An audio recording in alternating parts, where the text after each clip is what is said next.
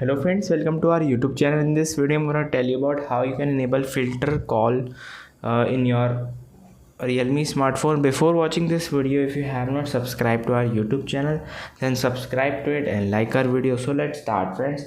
First, you have to open your phone, click on three dots. Here it is settings, and here you can see caller ID and spam. You have to click on it.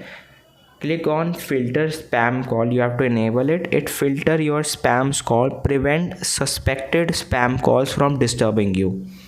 This is how you can enable it. And data being used in these features provided by the Google and its licensors, and Google will attempt to show you useful information when you make or receive call.